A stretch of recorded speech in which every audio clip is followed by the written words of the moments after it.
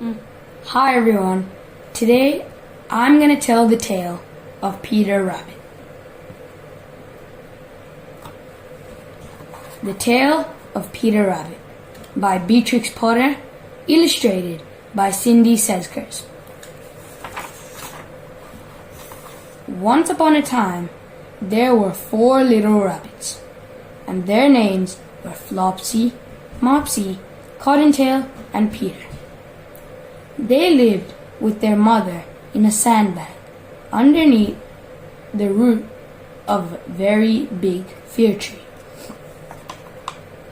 "Now, my dears," said old Mrs. Rabbit, one morning, "you may go into the fields or down the lane, but don't go into Mr. McGregor's garden. Your father had an accident there. He was put in a pie by Mrs. McGregor. Now, run along and don't get into mischief. I'm going out." Then, old Mrs. Rabbit took a basket and her umbrella and went through the wood to the baker's. She bought a loaf of bread and 5 currant buns. Flopsy, Mopsy, and Cottontail, who were good little bunnies, went down the lane to gather blackberries. But Peter, who was very naughty, ran straight away to Mr. McGregor's garden and squeezed under the gate. First, he ate some lettuces and some French beans. And then he ate some radishes. And then, feeling rather sick, he went to look for some parsley. But round the end of the cucumber frame, whom should he meet but Mr. Gregor?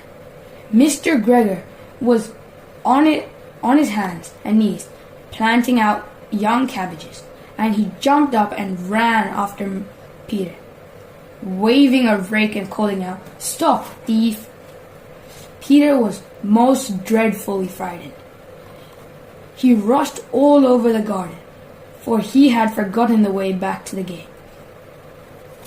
He lost one of his shoes among the cabbages and lost the other shoe among the potatoes. After losing them, he ran on 4 legs and went all together, if he had not unfortunately ran into a gooseberry net and got caught by the large buttons on his jacket.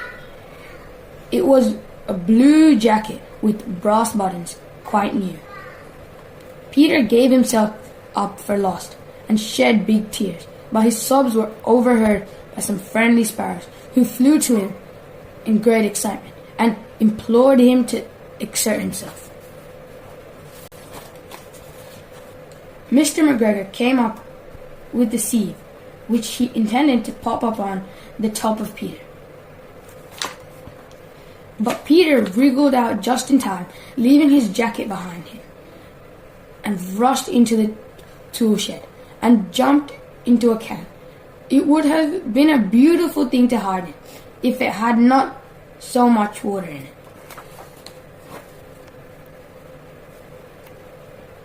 Mr. McGregor was quite sure that Peter was somewhere in the tool shed, perhaps hidden underneath a flower pot. He began to turn them over carefully, looking under each. Presently, Peter sneezed. Kerchoo! Mr. McGregor was after him in no time, and tried to put his foot upon Peter, who jumped out of the window, upsetting 3 plants. The window was too small for Mr. McGregor, and he was tired of running after Peter. He went back to his work. Peter sat down to rest. He was out of breath and trembling with fright, and he had not the least idea which way to go. Also, he was very damp from sitting in that can. After a time, he began to wander about, going lippity-lippity, not very fast, and looking around. He found a door in a wall, but it was locked, and there was no room for a fat little rabbit to squeeze underneath. A mouse was running in and out over the stone doorstep, carrying peas and beans to her family. In the wood, Peter asked her the way to the gate, but she had such a large pea in her mouth that she could not answer. She only shook her head at it. Peter began to cry. Then he tried to find his way straight across the garden, but he became more and more puzzled. Presently he came to a pond where Mr. McGregor filled his water cans, very, very still. But now and then the tip of her tail twitched as if it were alive. Peter thought it best to go away without speaking at her. He heard about cats from his cousin, little Benjamin Bunny. He went back towards the tool shed, but suddenly, quite close to him, he heard the noise of a hoe. He went back towards the tool shed, but suddenly, quite close to him, he heard the noise of a hoe. Scritch, scratch, scratch, scritch. Peter scuttered underneath the bushes. But presently, as nothing happened, he came out and climbed upon a wheelbarrow and peeped over. The first thing he saw was Mr. McGregor hoeing onions. His back was turned towards Peter, and beyond him was the gate. Peter got down very quietly off the wheelbarrow and started running as fast as he could along a straight walk behind some black currant bushes. Mr. McGregor caught sight of him at the corner, but Peter did not care. He slipped underneath the gate and was safe at last in the wood outside the garden. But Mr. McGregor hung up the little jacket and the shoes for a scarecrow to frighten the blackbirds. Peter never stopped running or looked behind him till he got home to the big fir tree.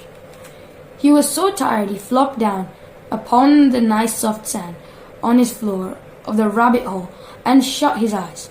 His mother was busy cooking. She wondered what he had done with his clothes. It was the second little jacket and pair of shoes that Peter had lost in a fortnight. I am sorry to say that Peter was not very well during the evening. His mother put him to bed and made some chamomile tea, and she gave a dose of it to Peter, 1 tablespoon to be taken at bedtime. But Flopsy, Mopsy, and Cottontail had bread and milk and blackberries for supper. If you like this story, please like, comment, and subscribe for more videos like this. Bye bye.